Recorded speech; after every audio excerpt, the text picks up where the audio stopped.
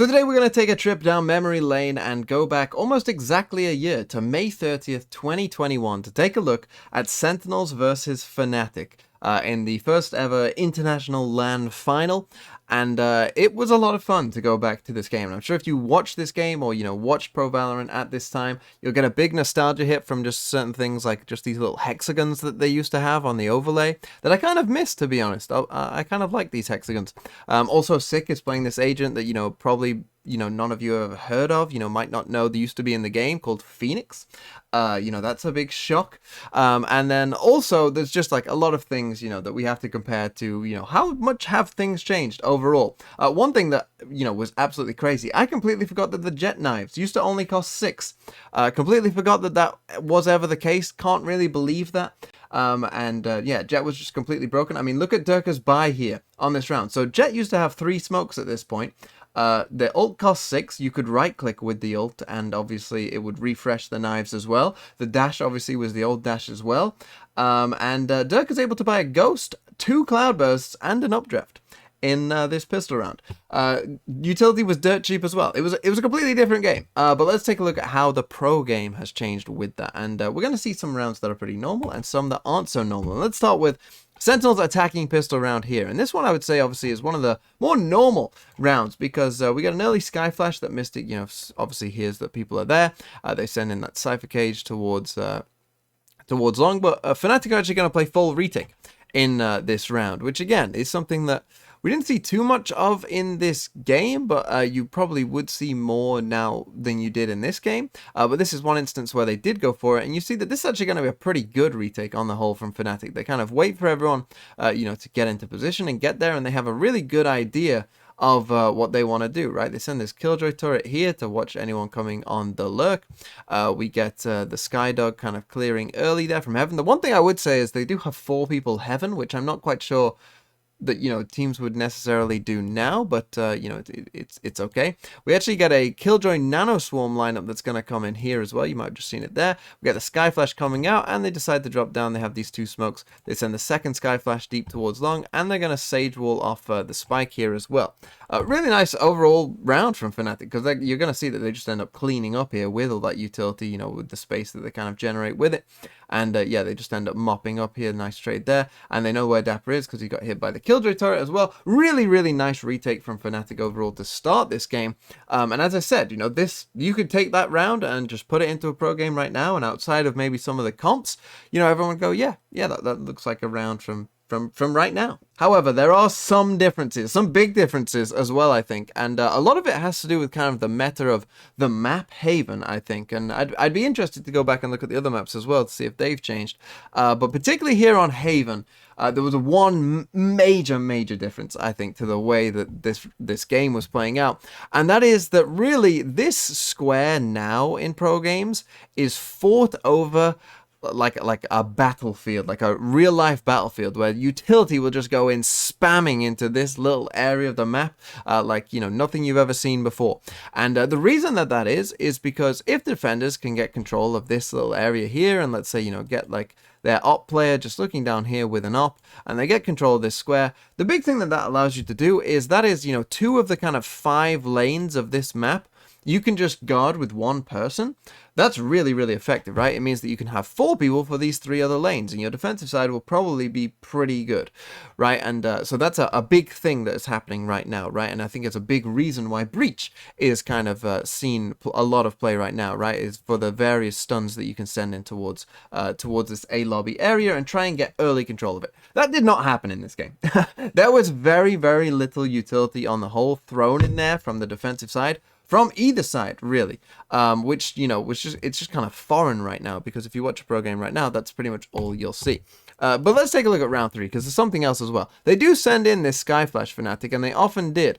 But the thing is, this Sky Flash that they were sending in was pretty much just like info, is there anyone there? There wasn't really much attempt to kind of control this area from the defender's side, from either of the teams, to be honest. So you see that Sentinels get pretty early control, and are able to kind of push up there and get some early control of A, and Mystic gets pushed back. And this is kind of actually the one round where eventually they do get Durka into kind of the what I'll call the normal op position on long, you know, staring down the A lobby, because this really didn't happen. Durka would often be coming short a lot of the times, and you'll see here that really, I think the only reason that they do this is because they have a Sage Wall. Obviously, they've used the Skydog. They send out this Sky Flash as well, you know, and we're kind of halfway through the round, and this is kind of the only time that Fnatic had Durka in this position with an op looking down at lobby.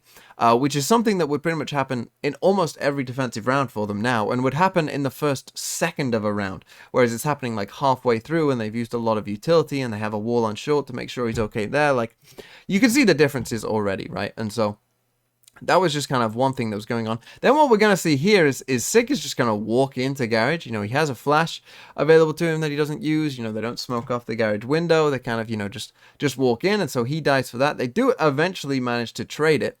But now they're going to come onto this C site, and they send in a dart. Tens is already on there. And Boaster probably wishes that I don't show this clip, but he lets Zoms go, and he's going to let Shazam go as well. And yeah, he probably wishes that I don't show this, but somehow this isn't 2 kills. That right there. Somehow that doesn't kill Shazam, and I don't really know how. But yeah. Anyway, we end up in this 3v3 retake, and really Durka is the only one with any utility, so it's kind of a bit of a weird retake, full like gun retake. But we are going to mention something else that I think, again, is very, very different that you'll see as we run this round forward. Because Mystic is going to find a couple kills here. He's going to manage to find one there and then swing out on tens and find that one as well. We end up in a 1v1, him versus Shazam. And you can see Shazam is there, right? But look at where the spike is planted. It's planted in kind of what we'll call default box, or at least it kind of was the default plant spot a lot of the time. Obviously now, and Sentos had like the whole site, right? Like Tens was on here for ages. He kind of walked around like checking to make sure everything was clear on the site before planting. And so he could have planted wherever he wanted. He thought that the plant was completely safe. And so obviously now we'd expect the spike plant to come here so that Shazam in this position could see it. Because Shazam ends up in a 1v1 here where he now has to come out swinging, right? He has to full swing the spike, which is, you know, not a great position to be in. And again, I think this is something that you would not see right now. Eventually, he does manage to win it as Mystic was trying to get it to half. But, you know, right now, that is something that you would just not really ever see in a game right now. And very easily, this round could have gone to Fnatic. But now let's come to round 8, which is perhaps one of the most normal rounds, right? We get, you can just maybe see that we had a Sky Flash down here. Early Cypher Cage, Phoenix Flash is going to come out of that. We send in the drone early as well. Durka shoots the drone, comes away from it, fades away. And now Sentinels are going to try and come in onto this A site, and they're going to manage to do that as well. Send in a nice little jet smoke there to create some pressure on Durka. They send in a Cypher Cage after it as well. This one is one of the more normal rounds, right? I'd say general on the whole as well for this game. The pace was probably a bit quicker than most. They actually send in this Cypher Cam here that probably lives a bit longer than it would right now. I'm not quite sure why. Maybe Mystic didn't see it or whatnot because of the smoke. I don't know. But they send in the Phoenix ult, and they come in. The Phoenix ult, they trade it. Tens gets one. They get the Astrosuck you might have just seen there on the backside as well. Very, very, you know, normal looking round. But the reason that I kind of want to highlight this round is actually because what Fnatic do now, because they're going to save.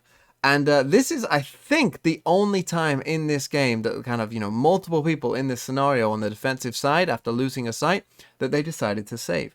Which, you know, is kind of wild, because, again, right now, we'd be seeing this, you know, all the time. This is just like common practice, that unless you really need to win the round, you know, you probably would just save in a 3v5, right? Particularly with these agents as well. But yeah, this wasn't happening very often in this game. Maybe one person would save, you know, if one person ended up in a 1v4, yeah, they'd save then. But 2v4s, you know, 2v5s, yeah, we're going for it. Like, you know, just all the time, which, again, you would not really see right now. Again, just kind of shows the economy. To be fair, the utility was dirt cheap at this point, so you know, perhaps there was less of a thing going on with the economy. You know, that wasn't as important to save as it is maybe now. But still, it's kind of wild to see that this was maybe one of the only times that a team, you know, fully committed to a save. And now let's come to round 15. And, well, there were still some really good rounds in this game. You know, obviously these were the best two teams at the time. So, of course, you would expect that some rounds would be pretty good. And you see there we had the early Astrosuck here, you know, which, again, it's probably something you would see now, perhaps. But what we're going to get is a really nice idea from Fnatic. They're going to come in B and actually do a little C split here by going in B. Very kind of odd idea, but you can see that they have the Sky Flash plus the Jet Smoke. You see that we've got Zombs in that corner who was just turning the Flash there. But the Flash actually goes past into this, and then they sent a Sage Slow lineup to get in here. Really, really nice from Fnatic, and they managed to kill Sick. And one thing that I will say is that the 2 rounds before, this is Fnatic's bonus round on their attacks for their 3rd round. The 2 rounds before, they'd just gone fast B. So, you know, this is kind of almost like a bit of a conditioning of like, it looks like a fast B play again, but actually is something very different. And then smoke this off as well. Really nice idea to give Durka the protection to then come running into their spawn. And he's going to be able to find 10s as well. Now, he does get traded from Dapper from behind, and then Mystic does run into this tripwire here and dies as well. He had a Skybird in hand, and that's why he didn't destroy it straight away. We end up in a 3v3, but Magnum's going to find an absolute god timing here off the drop from Sentinels, because you see, just as Dapper comes down, Zombs comes through the door as well, and so they both kind of line up for him, and he's able to get that kill, and we end up in this 2v1. Now, Fnatic are going to be able to win from here on out. We can probably run this a bit quicker as well, but they have this very weird Sage Wall, and honestly, well, that's gonna, I mean, any of you who know how this game ends will come to it, but yeah, this very weird Sage Wall, and I'd love to ask Minnie kind of the thought process behind. I can have some ideas of what they perhaps were going to go for, as we see Doma gets that last kill there, but yeah, that Sage Wall, just keep an eye out for that Sage Wall. And now let's come to round number 19, and we'll see again, you know, some little things that were going on. We see some Astra utility be used there. We get the Sky Flash down here on 10s, who again has gone to short rather than long.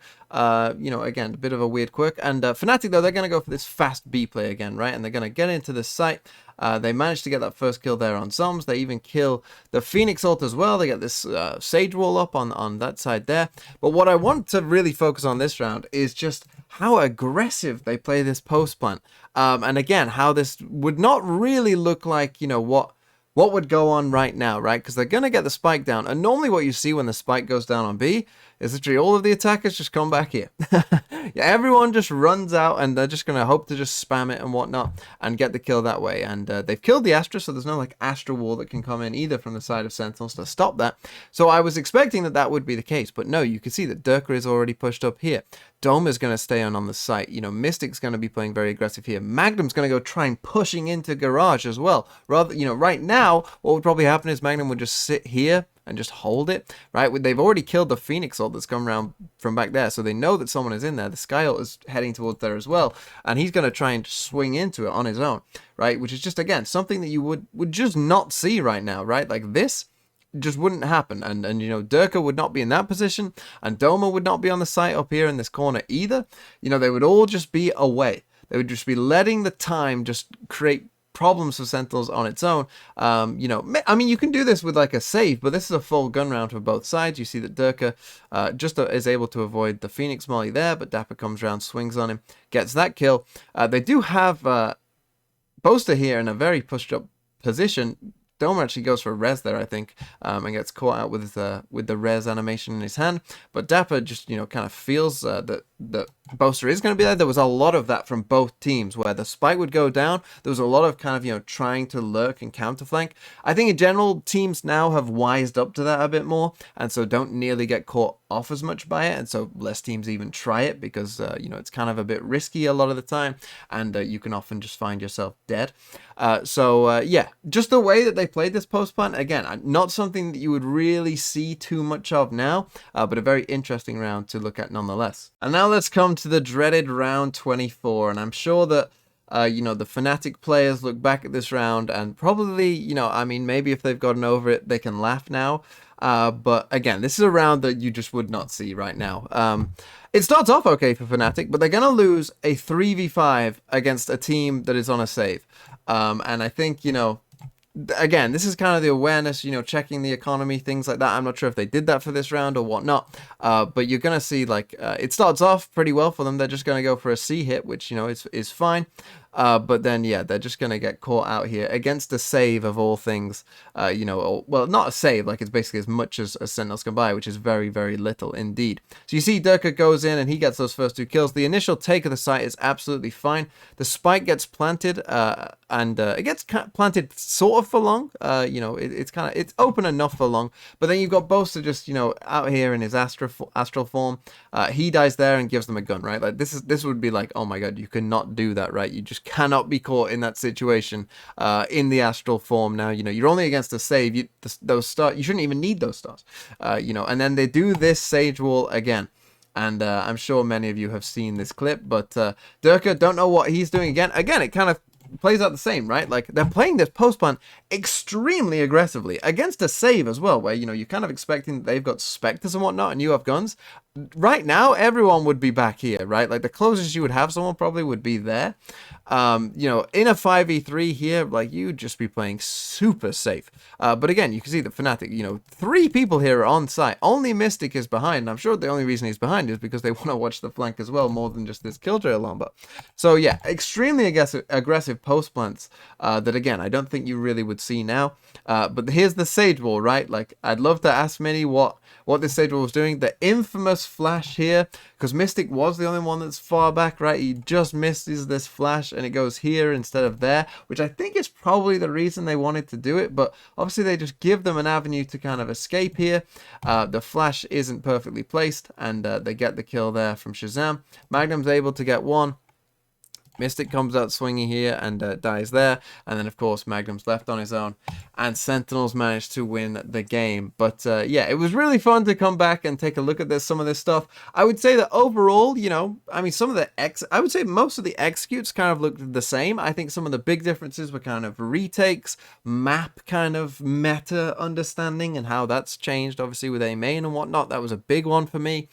Some of these post-plant scenarios, you know, were played a bit differently as well. And then also, you know, saving and whatnot, although the economy I think was a bit friendlier back then, so you didn't have to save as much, to be fair.